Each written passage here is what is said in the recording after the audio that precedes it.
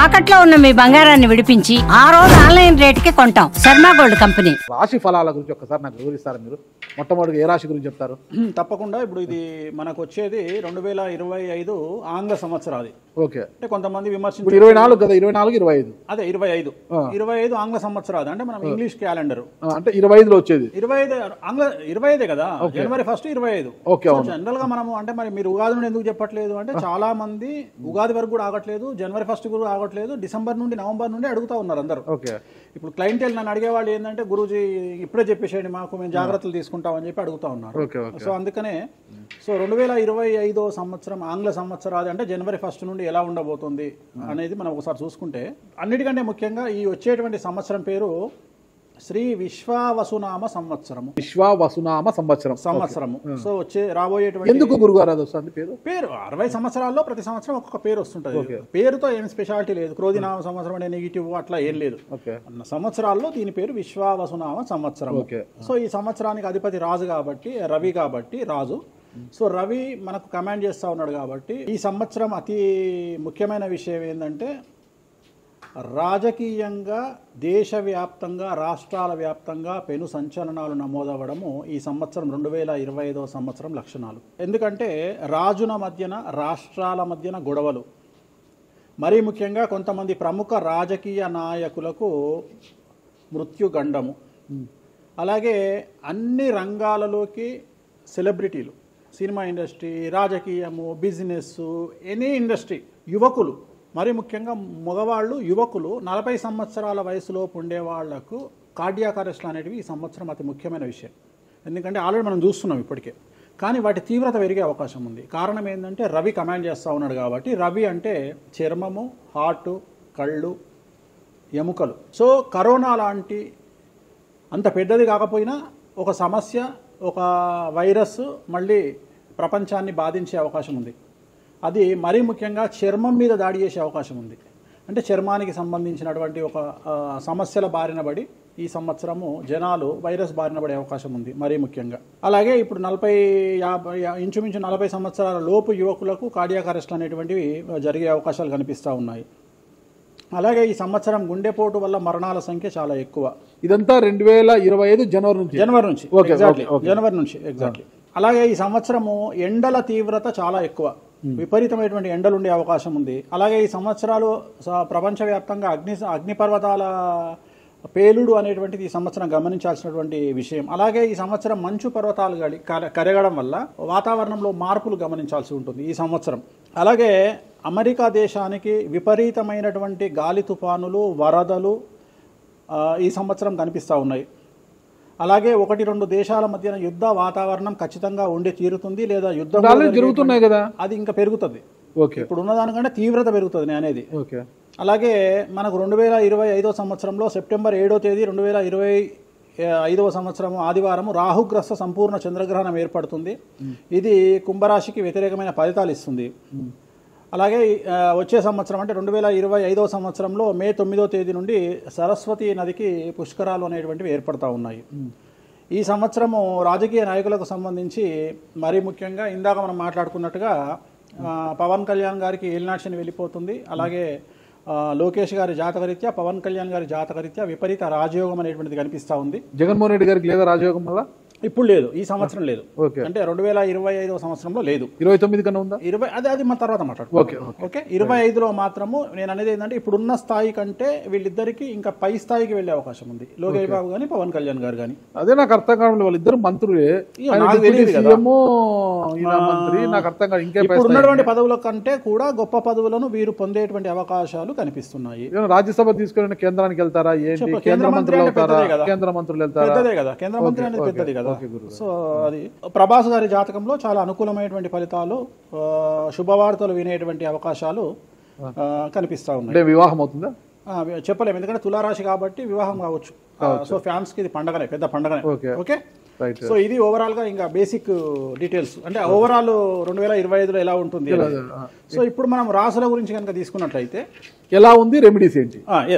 Next 10వ రాశి మకర రాశి. 2025 సంవత్సరం మకర రాశి జాతకులకు ఆదాయం 8, వ్యయం 14, రాజపూజ్యం 4, అవమానం 5. ఈ సంవత్సరం ఏలినాడు శని వెళ్ళిపోతూ ఉన్నది.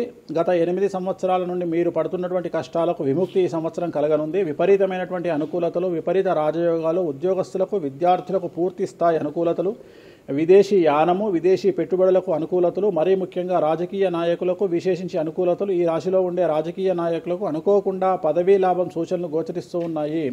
కొంతమంది ఈ రాశిలో ఉండే రాజకీయ నాయకులు మరియు పెద్ద మంత్రి స్థాయి వరకు వెళ్లే అవకాశాలు గోచరిస్తూ ఉన్నాయి. ఈ సంవత్సరం కాకపోతే కుటుంబంలో ఎవరైనా ఒకరు మీకు దూరం అయ్యేటువంటి పరిస్థితులు కనిపిస్తూ ఉన్నాయి. అంటే ఇంత పాజిటివ్గా ఉన్నా ఎవరో ఒకరు ఈ సంవత్సరం కుటుంబంలో నుండి ఒక వ్యక్తి మీకు దూరం అయ్యేటువంటి కనిపిస్తూ ఉన్నాయి. స్త్రీలకు ఈ సంవత్సరం అనుకూలంగా ఉండబోతుంది. చాలా చాలా బాగుంటుంది. స్త్రీలకు ఉద్యోగపరంగా, విద్యాపరంగా, వ్యాపారపరంగా అన్ని రకాలుగా ఈ స్త్రీలకు ఈ సంవత్సరం అనుకూలంగా ఉండబోతుంది. మరీ ముఖ్యంగా వైద్య రంగంలో ఉండేవారికి విశేషించి ఈ సంవత్సరం అనుకూలమైన ఫలితాలు ఉంటాయి. విద్యా వ్యాపారంలో, వైద్య వ్యాపారంలో ఉండేవారికి ఈ సంవత్సరం విశేషించి అనుకూలంగా ఉండబోతుంది. ప్రభుత్వ ఉద్యోగంలో పనిచేసే వారికి ఈ సంవత్సరం ప్రమోషన్లు గోచరిస్తూ ఉన్నాయి. ఈ సంవత్సరం అన్ని రంగాల వారికి విశేషించి యోగకాలంగా భావించాల్సి ఉంటుంది. అన్ని మీరు 12 రాశుల గురించి చెప్పారు గురుగారు. అట్లా ఎక్కువగా ఒక పూజ మాత్రం ఎక్కువగా చెప్పారు, చాలా మంది కూడా చెప్పారు. తిరునల్లారు శనీశ్వర ఆలయం, శని ఎఫెక్ట్. ఓకే, ఎక్కువ మందికి తిరునల్లారు చెప్పిన అక్కడ ఎంత 450 రూపాయలు ఉంటుంది పూజ. అది తిరునల్లారు పాండిచ్చేరిలో ఉంటుంది. అక్కడికి వెళ్ళి పూజ చేసుకుంటే సరిపోతుంది. ఇది పేరును బట్టి ఈ రాశుల ప్రకారం ఇలా ఉంటుందని మీరు రాశారా, లేకపోతే వాళ్ళ డేట్ ఆఫ్ బర్త్ ప్రకారం? నక్షత్రం బట్టి, నక్షత్రాలు. ఓకే, నక్షత్రాలు వాళ్ళకి అర్థమైపోతుంది. వాళ్ళ నక్షత్రాన్ని బట్టి. అశ్విని నక్షత్రం మేషరాశి, భరణి నక్షత్రం మేషరాశి, పుష్యమి నక్షత్రం కర్కాటక రాశి. మీ రాశి నా రాశి ఒకటే. నా రాశి ఏదో నాకు తెలియదు గురుగారు. మీది వృశ్చిక రాశి. మీది అదేనా? మరి ఎలా గురుగారు ఈ మధ్యన బాగానే ఉందంటారు? మనకు బాగుంది. ఇంకా మన రచ్చనే, ఇంకా రచ్చనే రచ్చనే. ఇక ఎట్లా రచ్చ? ఇంత వివాదాలు అవుతున్నాయి, ఏం కథ అసలు? ఇంకా లైఫ్ అన్నప్పుడు ఇప్పుడు రేవంత్ రెడ్డి ఉన్నాడు. రేవంత్ రెడ్డి ఎన్ని కష్టాలు అనుభవిస్తే సీఎం అయినాడు. అంటే ఇక కష్టం తర్వాత సుఖం రెడీగా ఉంటుంది. ఓకే, ఇప్పుడు కష్టపడ్డారు కాబట్టి మీకు సుఖం ఉంది అంటారు. మీకు కాదు, మళ్ళీ మీకు మనకు అందరికీ. ప్రతి మనిషి జీవితంలో పండ్లున్న చెట్టుకే రాయి దెబ్బలు, అంతేగాని పళ్ళు లేని చెట్టుని ఎవడు పట్టించుకుంటాడు? పళ్ళు ఉంటేనే దాన్ని రాయి చేస్తారు. అట్లనే మనం కూడా అంతే అండి. వేణుస్వామి అంటే పూజలకు పెట్టింది పేరు. పెద్ద పెద్ద రాజకీయ నాయకులకు, ముఖ్యమంత్రులకు, కేంద్ర మంత్రులకు, పెద్ద పెద్ద వాళ్ళకు కూడా ఇక్కడ కాదు, మీరు అబ్రాడ్స్ కూడా వెళ్ళి పూజలు చేసి వస్తున్నారు. చాలా కాస్ట్లీ స్వామి, చాలా గొప్ప పూజలు చేస్తుంటారు. అంత పవర్ఫుల్ పూజలు. అంటే ఇప్పుడు మీరు చేస్తున్న పూజల మహిమ వల్లనే మీ మీద ఇన్ని వివాదాలు వచ్చినా కూడా మీరు బయటపడగలుగుతున్నారు. 100% పర్ఫెక్ట్. ఇక దానికి ఆన్సరే లేదు. ఇక ఇప్పుడు మనం కొట్లాడాలంటే 10 రకాలు ఉంటాయి. మనం కొట్లాడతలేము. అందుకనే మనం ఒకటే, మన పూజల్ని మనం నమ్ముకుంటున్నాం అంతే. అమ్మవారిని నమ్ముకుంటున్నాం. ఇప్పుడు ఒక్కొక్క సమస్యకి ఒక్కొక్క అమ్మవారు పరిష్కరిస్తుంది దశమహావిద్యల్లో. మనం అదే చేస్తున్నాం. ఇప్పుడు నేను ఒకటే మాట చెప్తా. కాంట్రవర్సీస్ వచ్చినాయి, మీరు అడిగినరు, ఎన్ని సమస్యలు వచ్చినాయి. జనాలు ఏం ఆలోచిస్తారంటే వేణుస్వామి ఈ సమస్యల నుండి బయటపడతాడా, పడితే ఎలా పడతాడు? నేను ఒకటే అనుకుంటున్నా, ఇంతమందికి పూజలు చేసి వాళ్ళ సమస్యల నుండి బయటపడడానికి ప్రయత్నించే నేను నాకు వచ్చిన సమస్యను కూడా అదే పూజల ద్వారా బయటపడడానికి ప్రయత్నం చేస్తున్నాను. అంటే వివాదాలు చుట్టుముడుతున్నాయి, సోషల్ మీడియాలో వైరల్ అవుతున్నాయి. ఉమెన్ కమిషన్ మీ మీద ఫిర్యాదులు చేశారు. ఇన్ని చేసినా కూడా ఎక్కడా మీకు ఉచ్చు బిగుసుకోవడం లేదు, బయటపడుతున్నారు. అంటే ఇది మీ పూజల మహిమనా, లేకపోతే ఏమన్నా బ్రైబ్ చేస్తున్నారా? అమ్మవార్లు ఇప్పుడు ఉదాహరణ, మనం తెలుగు రాష్ట్రాల్లో ఉంటాం. వెంకటేశ్వర స్వామి వారు అంటే మనకు తెలుసు. ఇప్పుడు తమిళనాడులో పెరుమాళ్ అంటారు వెంకటేశ్వర స్వామిని. అదే నార్త్ ఇండియాకి వెళ్తే బాలాజీ అంటారు. వాళ్లకు బాలాజీ అంటే చాలా భయం. అలాగే మన రాష్ట్రంలో మనకు తెలిసిన వాళ్ళకి కామాఖ్యలో ఉండే అమ్మవారు అంటే భయం. కానీ తెలియని వాడికి భయం ఉండకపోవచ్చు. వాడి ఇష్టం వచ్చినట్టు కామెంట్ చేయొచ్చు. అమ్మవారు చాలా మందికి మీరంటే భయం అనుకుంటా. అంటే మనం చేసే పూజల వల్ల ఉండొచ్చు. ఓకే, నేను అనేది ఏంటంటే, నేను చేసే అదే ఇందాక మనం మాట్లాడుకున్నప్పుడు అదే చెప్తున్నా. వామాచారంలో పూజలు చేయాలంటే భయపడతారు. కారణం ఏమిటి అంటే, ఖచ్చితంగా మందును ముట్టుకోవాలి, నాన్ వెజ్ను ముట్టుకోవాలి. దానికి వీళ్ళు చేసే పూజలు అడ్డుపడతాయి. అంటే వీళ్ళు సమాజంలో భయపడతారు కాబట్టి వీళ్ళు వాటి జోలికి పోరు. తాంత్రిక పూజలు లాగా ఉంటాయి మీరు చేసే. తాంత్రిక తంత్ర మార్గం అంటారు దాన్ని. శ్రీకాళహస్తిలో కాదు శ్రీకాళహస్తిలో రావుకేతు పూజ చేయించుకున్నారు కదా, తాంత్రిక పూజలే. అది నిమ్మకాయ పెడితే తంత్రమే, గుర్తుపెట్టుకోండి. నిమ్మకాయ ఎక్కడ పెట్టినా తంత్రమే. మిమ్మల్ని కాపాడుతోంది మీరు చేస్తున్న పూజల మహిమే. అంతే అంతే అంతే. వాళ్ళే చూసుకుంటారు. నేను అనే పాయింట్ ఏంటంటే, నేను ఒకటే చెప్తున్నానండి, తప్పు చేస్తే నన్ను అమ్మవారు సర్వనాశనం చేస్తుంది. ఓకే, అమ్మవారిని విమర్శిస్తే వాళ్ళ సంగతి అమ్మవారు చూసుకుంటది. అంతేనా? అంతే. ఇక నాకు అవసరం, నేను కొట్లాడను, చెయ్యను, నాకు అనవసరం. నాకు లొల్లే వద్దు. నాకు నేను దేవుళ్ళని నమ్ముకున్నా, నా పని అదే. నాకు హిమాచల్ ప్రదేశ్ కామాఖ్య కాకపోతే, బాగాలముఖి కాకపోతే, తారాపీఠ పోతే, ఇప్పుడు మన తారాపీఠ పోయి వచ్చిన. చాలా మందికి తెలియదు, తారాపీఠ అని కలకత్తా నుండి 300 కిలోమీటర్లు ఉంటుంది. మీరు కావాలంటే గూగుల్ చేయొచ్చు. తారాపీఠ అని అమ్మవారు అండి. ప్రతిరోజు శ్మశానంలో ఉంటుంది అమ్మవారు, ఒరిజినల్ శ్మశానంలో ఉంటుంది. ప్రతిరోజు అమ్మవారికి ప్రసాదం అంటే డెడ్ బాడీ దహనం అయినాకనే అమ్మవారికి నైవేద్యం పెడతారు. అంత పెద్ద ప్రసిద్ధమైనటువంటి దేవాలయం. అమ్మవారు శివుడికి పాలిస్తూ ఉంటుంది. తారాపీఠ అంటుంది దాన్ని. శ్మశానంలో ఉంటుంది.